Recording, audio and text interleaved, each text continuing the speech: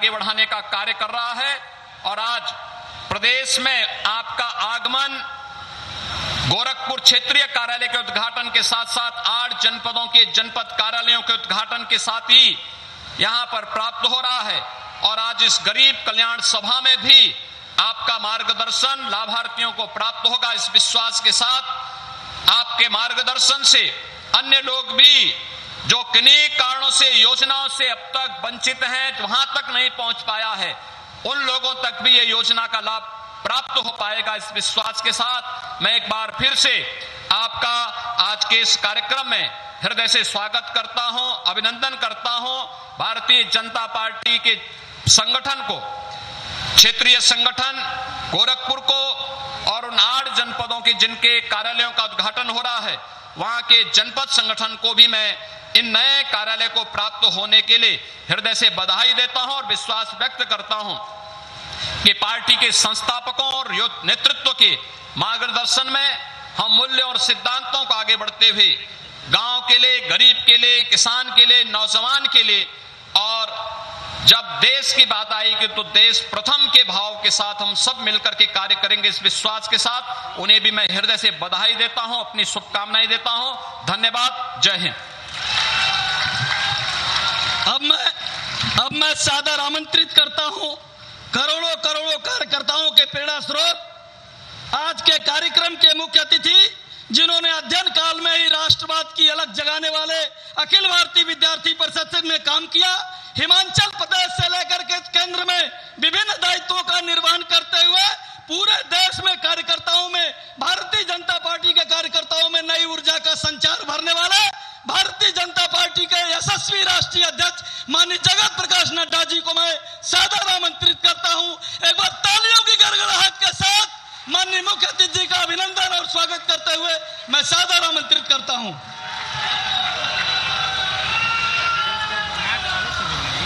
आज के इस कार्यक्रम में मंच पर उपस्थित हमारे उत्तर प्रदेश के यशस्वी मुख्यमंत्री, हम सबके आदरणीय सम्माननीय योगी आदित्यनाथ जी, हमारे प्रदेश के जुझारू अध्यक्ष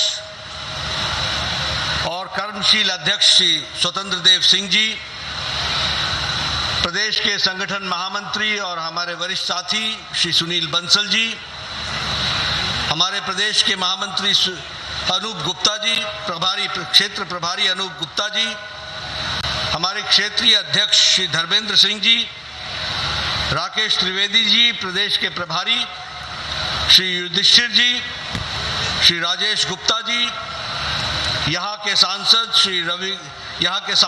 श्री रवि किशन जी, हमारे देवरिया के सांसद रमापति राम त्रिपाठी जी, कमलेश पासवान जी, हमारे पंकज चौधरी जी जो भारत सरकार में मंत्री हैं, श्री हरीश द्विवेदी जी, हमारे सांसद शिव प्रताप शुक्ला जी, हमारे वरिष्ठ साथी और पूर्व सांसद नीरज शेखर जी जो हमारे सांसद हैं, डॉक्टर राधा मोहन दास अग्रवाल जी वर्तमान में अभी सांसद बने हैं, उनको मेरी बधाई, श्रीमती संगीता यादव जी सांसद, सूर्य प्रताप शाही जी हमारे उत्तर प्रदेश सरकार में मंत्री, दयाशंकर जी हमारे उत्तर प्रदेश में मंत्री, सम्मानित मंच और यहाँ इतनी बड़ी संख्या में एकत्र आए हमारे सभी वरिष्ठ साथीगण, पार्टी के कार्यकर्ता बंधु और इस गरीब कल्याण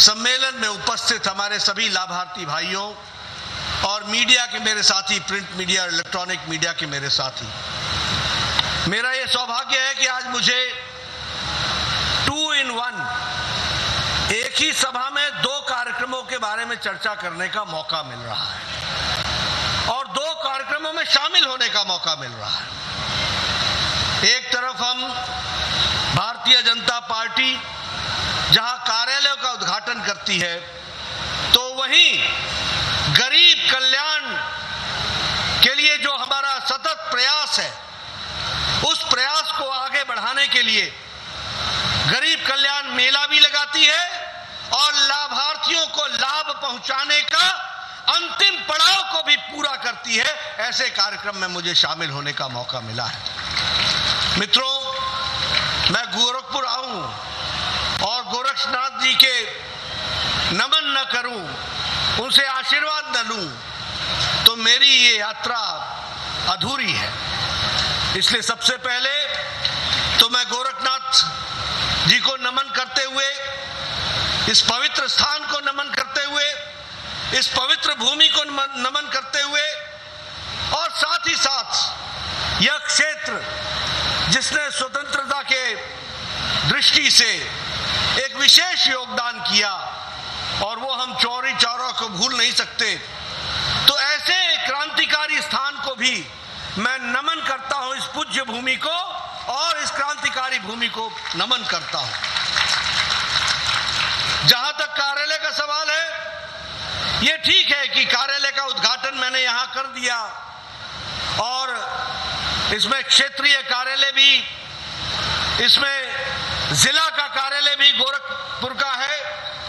लेकिन आज मैं डिजिटल दुनिया के माध्यम से 6 स्थानों पर कार्यालय का उद्घाटन कर पाया हूं और मैं डिजिटल माध्यम से देख रहा हूं, केशव प्रसाद मौर्य अयोध्या में बैठे हैं, ब्रजेश पाठक जी रायबरेली में बैठे हैं, मैं अभी देख रहा था हमारे दिनेश शर्मा जी अभी स्क्रीन पर दिखाई दे रहे हैं, साथ में उनके जगदम्बिका पाल जी हैं, और उसी तरीके से हमारे AK शर्मा जी मंत्री जी, स्थान पता नहीं चल रहा है लेकिन चेहरा साफ दिख रहा है, तो उनको भी मैं देख रहा हूं।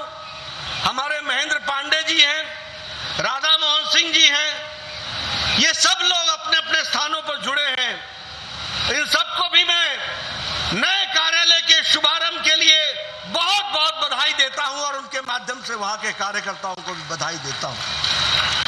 मुझे ब्रजेश पाठक जी दिख रहे हैं, दिनेश जी भी दिख रहे हैं, सब लोग पूरी ताकत के साथ पार्टी कार्यालय में बैठ करके इस समय का आनंद ले रहे हैं। लेकिन मित्रों, ये घटना ऐसे ही नहीं घट रही है। इस घटना के पीछे एक इतिहास है, इस घटना के पीछे कहानी है, जो कहानी बहुत ही गहरी है और उसको वो हमारे भारतीय जनता पार्टी की यात्रा को बताती है।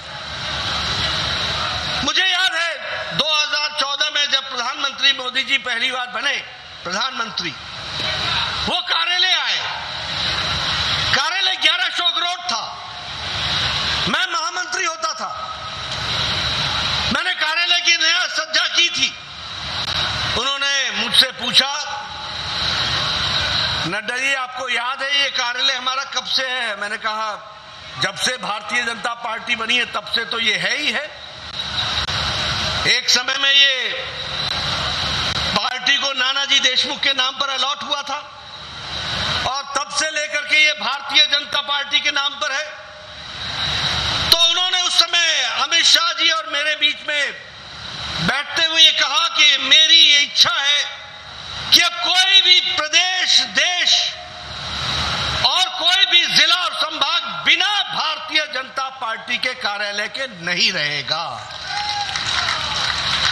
और इसीलिए फिर अमित शाह जी ने रचना बनाई, वो अध्यक्ष बने और लगभग 512 कार्यालय बनने की योजना बनी।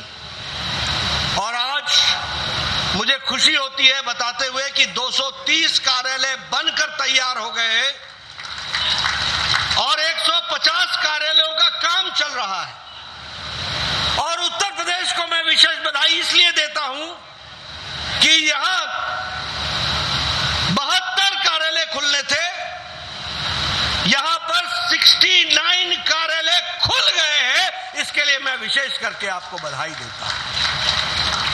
ये कार्यालय सिर्फ एक जमीन के टुकड़े पर बनी हुई बिल्डिंग नहीं है, ये कार्यालय जीता जागता पार्टी का संस्कार केंद्र है, ये ऊर्जा देने वाला केंद्र है, ये योजना बनाने वाला केंद्र है। और देखिए, मैं कई बार लोगों को पूछता हूं कि भैया इसको ऑफिस क्यों नहीं बोलते, इसको कार्यालय क्यों बोलते हैं? ऑफिस इसलिए नहीं बोलते हैं क्योंकि ऑफिस 10 बजे खुलता है और 5 बजे बंद हो जाता है।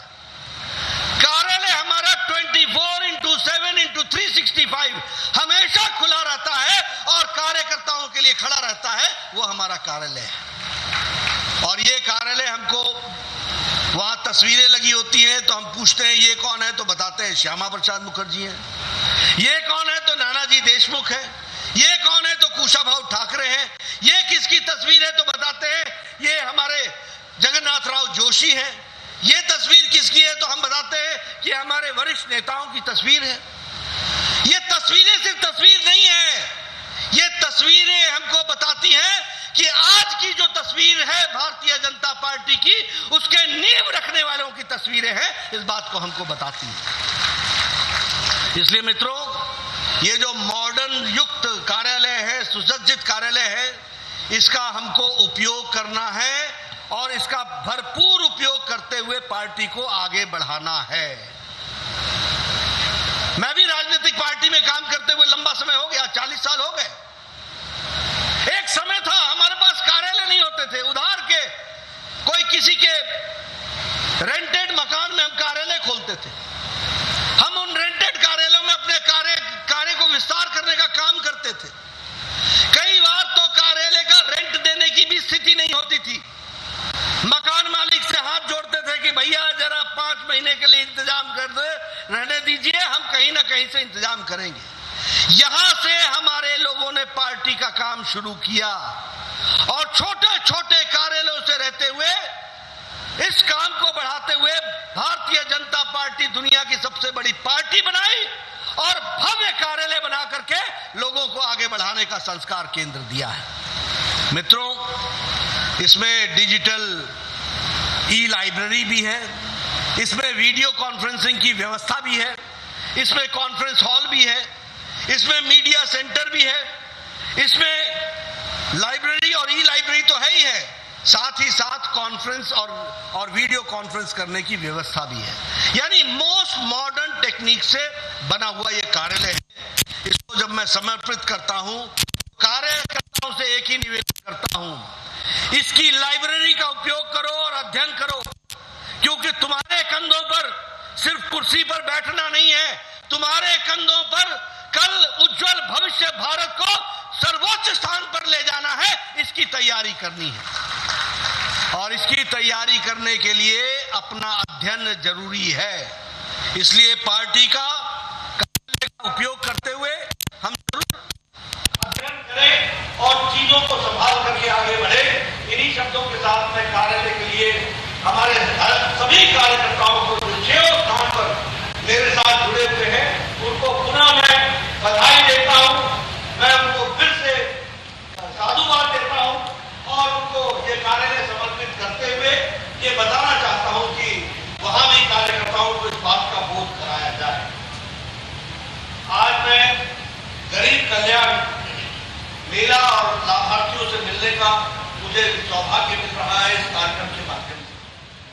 मैं एक बात जरूर कहना चाहूंगा कि आदरणीय प्रधानमंत्री जी ने राजनीति की संस्कृति बदल डाली। एक समय था जब राजनीति होती थी परिवारवाद, वंशवाद, धर्म पर जातिवाद, भाई भतीजावाद, भ्रष्टाचार, अनाचार, ये राजनीति के पर्यायवाची बन गए थे। लेकिन प्रधानमंत्री मोदी जी ने परिवारवाद को, वंशवाद को, संप्रदायवाद को, जातिवाद को, भ्रष्टाचार को, अनाचार को धत्ता दिखाते हुए विकासवाद की राजनीति ला करके खड़ी की है। इस बात को हमको समझना चाहिए और इसलिए मैं गर्व के साथ कह सकता हूं कि जब विकासवाद की बात आती है तो विकास सिर्फ बिल्डिंगों के साथ नहीं, विकास इस देश में रहने वाली जनता के साथ भी होना चाहिए। और इसीलिए मंत्र रखा, सबका साथ, सबका विकास, सबका विश्वास और सबका प्रयास। इस मंत्र को लेकर के चले हैं और हमारी सरकार जिम्मेदार सरकार है, रिस्पॉन्सिबल सरकार है, रिस्पॉन्सिव सरकार है, जवाब देने वाली सरकार है, जवाबदेही वाली सरकार है। समस्या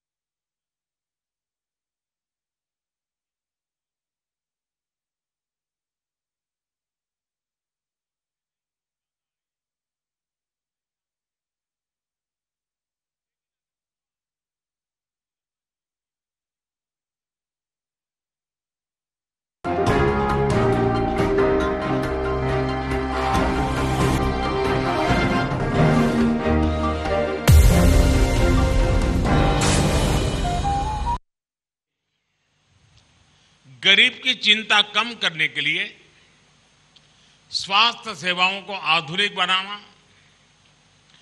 सबके लिए सुलभ बनाना उतना ही जरूरी है। बीते 8 साल के दौरान देश के हेल्थ सेक्टर को बेहतर बनाने के लिए हमने एक होलिस्टिक अप्रोच पर बल दिया है। हमने इलाज की सुविधाओं को आधुनिक बनाने का प्रयास तो किया है। बेहतर पोषण, स्वच्छ जीवन शैली, एक प्रकार से प्रिवेंटिव हेल्थ के साथ जुड़े हुए जो बिहेवियरल विषय होते हैं,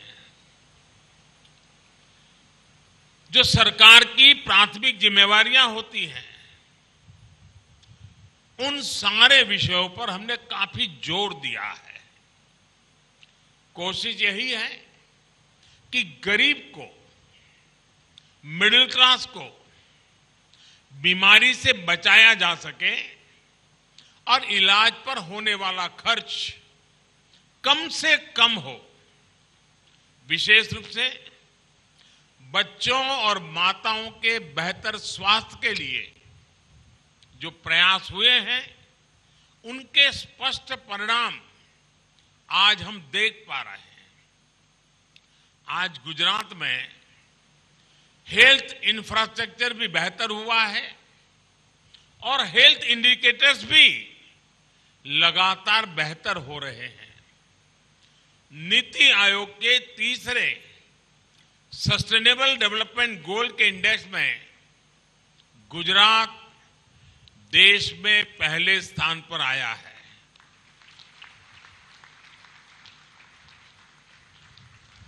साथियों, जब मैं गुजरात का मुख्यमंत्री था, उस दौरान राज्य में स्वास्थ्य सेवाओं को हर गरीब तक ले जाने के लिए हमने जो अभियान चलाए, उनके अनुभव अब पूरे देश के गरीबों के काम आ रहा है। उस दौर में हमने स्वस्थ गुजरात, उज्जवल गुजरात का रोडमैप बनाया था। गरीब को गंभीर बीमारी से उस समय 2 लाख रुपए तक मुफ्त इलाज की सुविधा देने वाली मुख्यमंत्री अमृतम योजना, जिसको शॉर्ट फॉर्म में मां योजना के रूप में जाना जाता है, वो उसी का परिणाम थी। इसी योजना के अनुभवों ने गरीबों को 5 लाख रुपए का मुफ्त इलाज सुनिश्चित कराने वाली आयुष्मान भारत योजना, जब मैं प्रधानमंत्री के रूप में सेवा का कार्य मिला, तो मैंने इस योजना को लेकर के देशवासियों के पास आया। इस योजना के तहत गुजरात के 40 लाख से अधिक गरीब मरीज मुफ्त इलाज की सुविधा ले चुके हैं। इसमें बड़ी संख्या में हमारी माताएं, बहनें हैं। दलित हो, वंचित हो, आदिवासी समाज के हमारे साथी हो, इससे गरीब मरीजों की 7,000 करोड़ रुपए से अधिक की बचत हुई है। आयुष्मान भारत योजना के तहत गुजरात में पिछले साल 7,500 हेल्थ एवं वेलनेस सेंटर भी यहां पर उसका काम हुआ है। साथियों, बीते 20 सालों में गुजरात के हेल्थ सेक्टर ने कई नए मुकाम हासिल किए हैं। इन 20 वर्षों में गुजरात में शहरों से लेकर ग्रामीण इलाकों तक हेल्थ इंफ्रास्ट्रक्चर के लिए अभूतपूर्व काम हुआ है। हर स्तर पर काम हुआ है। ग्रामीण इलाकों में हजारों हेल्थ सेंटर्स बनाए गए, प्राथमिक चिकित्सा केंद्र बनाए गए। शहरी इलाकों में करीब 600 दीनदयाल औषधालय भी बनकर तैयार हुए। गुजरात में आज सरकारी अस्पतालों में कैंसर जैसी बीमारियों के एडवांस ट्रीटमेंट की सुविधा है। गुजरात कैंसर रिसर्च इंस्टीट्यूट की कैपेसिटी 450 से बढ़ाकर 1000 हो चुकी है। अहमदाबाद के अलावा जामनगर, भावनगर, राजकोट और बड़ौदा ऐसे अन्य कई शहरों में भी कैंसर के उपचार की आधुनिक सुविधाएं उपलब्ध है। अहमदाबाद में किडनी इंस्टीट्यूट को और अधिक आधुनिक बनाया जा रहा है, उसका विस्तार किया जा रहा है और जल्द ही इसकी बेड संख्या डबल हो जाएगी। आज गुजरात में अनेकों डायलिसिस केंद्र हजारों मरीजों को उनके घर के पास ही डायलिसिस की सुविधा दे रहे हैं। भारत सरकार की तरफ से भी पूरे देश में डायलिसिस को लेकर के इंफ्रास्ट्रक्चर तैयार करना, ऐसे पेशेंट को अपने घर के नजदीक सुविधा मिले, इसके लिए कोशिश करना, यह अभियान बहुत तेज गति से चला है।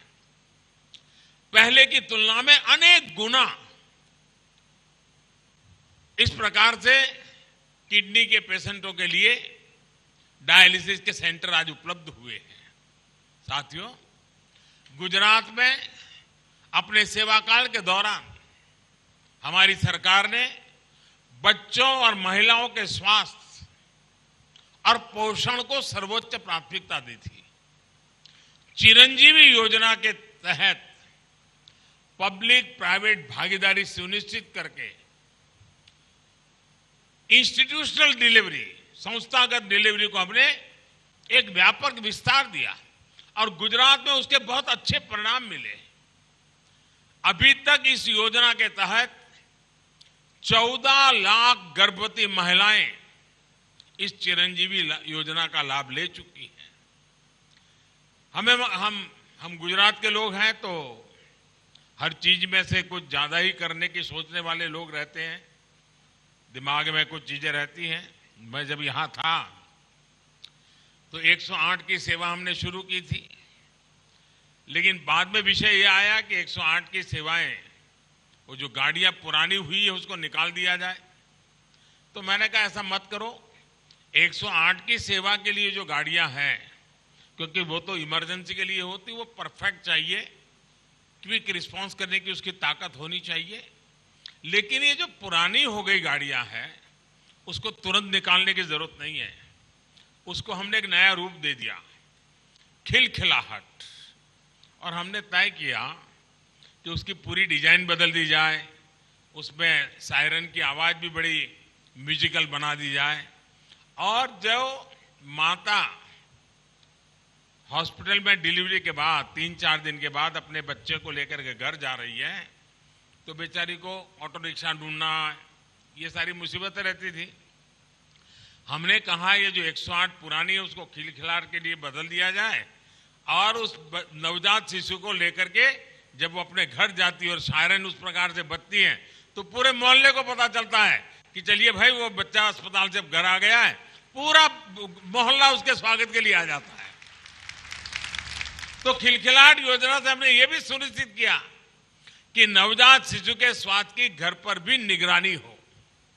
इससे बच्चों और माताओं का जीवन बचाने में, विशेष रूप से आदिवासी परिवारों के घरों में खुशियां लाने में बहुत मदद मिली है। साथियों, गुजरात की चिरंजीवी और खिलखिलाहट की भावना को केंद्र में आने के बाद मिशन इंद्रधनुष और मातृवंदना योजना के तहत देश भर में विस्तार दिया है। प्रधानमंत्री मातृवंदना योजना के तहत पिछले साल गुजरात की 3 लाख से अधिक बहनों को कवर किया गया है। इन बहनों के खाते में करोड़ रुपए सीधे जमा किए गए हैं ताकि वो गर्भावस्था में अपना खान पान ठीक रख सके। मिशन इंद्रधनुष के तहत भी गुजरात में लाखों बच्चों को टीके लगाए जा चुके हैं। साथियों, बीते सालों में गुजरात में डॉक्टर और पैरामेडिक्स की पढ़ाई और ट्रेनिंग की सुविधा भी बहुत अधिक बढ़ी है। राजकोट में एम्स जैसा बड़ा संस्थान बन रहा है। मेडिकल कॉलेजों की संख्या आज 30 से अधिक हो चुकी है। पहले राज्य में एमबीबीएस की केवल 1100 सीटें थी, आज ये बढ़कर करीब 6000 पहुंचने को है। पोस्ट ग्रेजुएट सीट भी करीब 800 से बढ़कर 2000 से ज्यादा हो चुकी है। इसी तरह नर्सिंग और फिजियोथेरेपी जैसी दूसरी मेडिकल सेवाओं के लिए भी क्वालिफाइड लोगों की संख्या कई गुना बढ़ी है। साथियों, गुजरात के लोगों के लिए स्वास्थ्य और सेवा जीवन के एक लक्ष्य की ही तरह है। हमारे पास पूज्य बापू जैसे महापुरुषों की प्रेरणा है, जिन्होंने सेवा को देश का सामर्थ्य बना दिया था। गुजरात का ये स्वभाव आज भी ऊर्जा से भरा हुआ है। यहां सफल से सफल व्यक्ति भी किसी न किसी सेवा के काम से जुड़ा रहता है। जैसे जैसे गुजरात का सामर्थ्य बढ़ेगा, गुजरात का ये सेवा भाव भी बढ़ेगा। हम आज यहां पहुंचे हैं, उसे और आगे जाना है। इसी संकल्प के साथ चाहे स्वास्थ्य हो, चाहे शिक्षा हो, चाहे इंफ्रास्ट्रक्चर के मामले हो, हम भारत को आधुनिक बनाने की दिशा में निरंतर प्रयास कर रहे हैं। और उसमें सबका साथ, सबका विकास, सबका विश्वास के साथ एक महत्वपूर्ण पहलू है सबका प्रयास। जन भागीदारी जितनी ज्यादा बढ़ती है, उतना देश का सामर्थ्य बढ़ाने की गति तेज हो जाती है, परिणाम जल्दी मिलते हैं और जो चाहते हैं उससे भी अच्छे परिणाम मिलते हैं। अनिल भाई और उनके परिवार ने ट्रस्ट के द्वारा सबका प्रयास का जो हमारा संकल्प है, पब्लिक प्राइवेट पार्टनरशिप का जो संकल्प है, समाज के एक एक व्यक्ति को जोड़कर के चलने का जो संकल्प है, उसमें एक महत्वपूर्ण योगदान है। मैं उनके पूरे परिवार को अनेक अनेक शुभकामनाएं देता हूं। बहुत बहुत धन्यवाद।